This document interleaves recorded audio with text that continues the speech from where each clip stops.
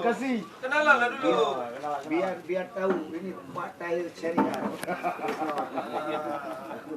Ahmad, Pak. Aman. Ya.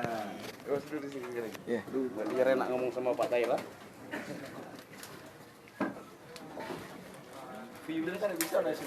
Kan. Oh kan. Kalian gimana tahu masalah kecelakaan ini? Dari internet, Pak. Dari internet ya. Jadi lihat dari internet baru kalian datang ke sini, melihat langsung, minta langsung, ya kan? Ya. Itu sejarah Telaga Tujuh itu kan pulau, ya kan? Dulu di kampung ini Cina yang itu. Kampung ini bukan itu ya. Cina itu waktu zaman dahulu masih Raja Aceh yang pertama ya. Skandar Muda. Bukan, Sultan. itu bukan Sultan Iskandar Muda. Raja Aceh yang pertama yang bernama dia Lintu Pobanja kalau bahasa Aceh. Dicetak dah kita tahu. Lintu Udah Pobanja. lengkap, udah lengkap. Jadi beliau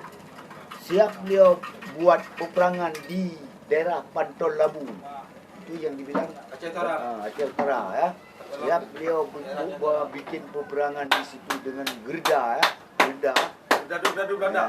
Bukan gerda itu ya begitulah gardu Belanda.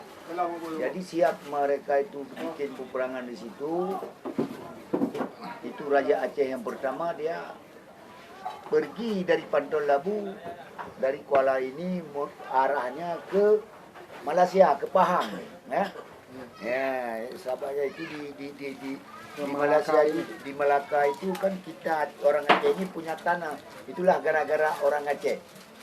Gara-gara Raja Aceh dulu datang ke sana melalui ini pakai kapal, pakai perahu ya.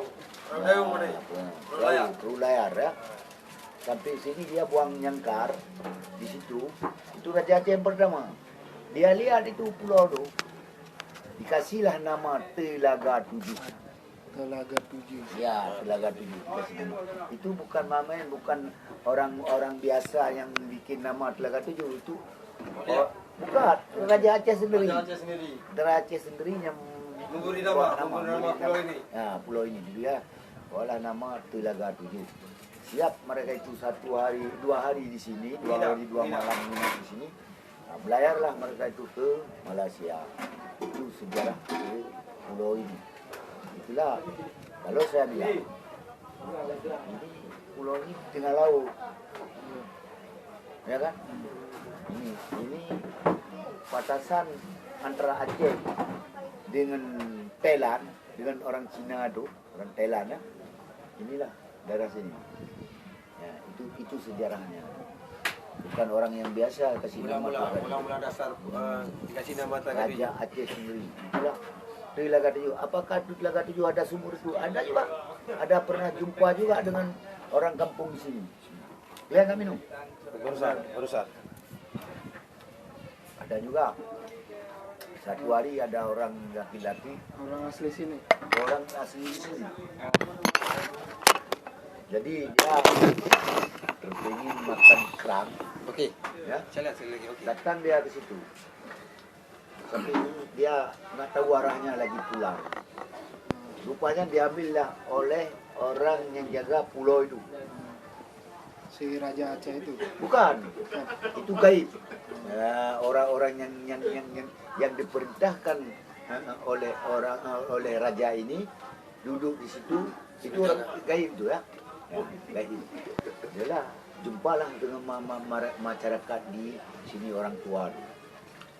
Dikasihlah, suruh duduklah satu balai, satu gaya di situ. Itu pondok lah kita bilang. Ya. Sekarang udah nggak ada ya. Nah, itu nasib-nasib kita, ya kan? Kalau kita baik datang itu mungkin dikasih nampak juga. Nah, kalau kita buat yang tidak diinginkan oleh dalam agama, mungkin kita celaka juga. Ya, kan? Pernah juga orang yang buat yang tidak diinginkan oleh dalam agama, pernah juga celaka juga di situ. Nah, udah itu datang jumpalah dengan orang itu, orang masyarakat biasa di sini. Dikasihlah satu buah perut. Jeruk purut. Itu dikasih satu tungkat.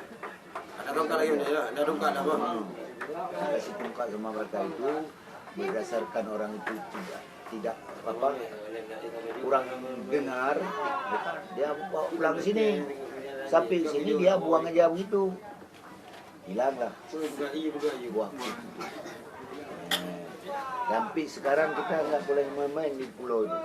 Ada juga datang dari Batam, ada juga datang dari Melabu, ada juga datang dari Jawa, ada datang juga dari Aceh Utara. Mereka ini kan mungkin orang nelayan, kadang-kadang di Aceh Utara orang nelayan juga. Itu waktu umbak tadi kan di laut dia akan Mengenai istilahnya kita di depan ada masalahnya rintangan paling gawat dahsyat, ya kan? ombak. Atau ombak lah. Kita waktu terjepit, kita minta istilahnya kalau kami bilang ni kaoi, kita ajat. Kita ajat. Kalau misalnya aku selamat sampai ke rumah, aku lepaskan atau ayam atau aku sembahyang 2 rakaat ke pulau itu, atau aku sedekah mana hati di kampung itu, gitulah ajat. Banyak kali orang ajat di situ. Mudah-mudahan dikasih sama Allah sering terkabul.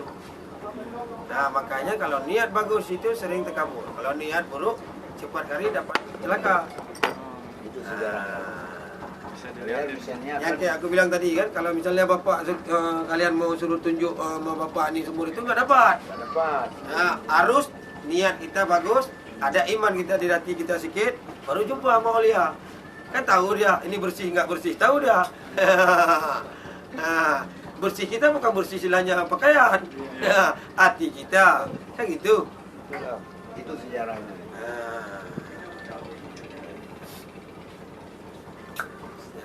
Lupa.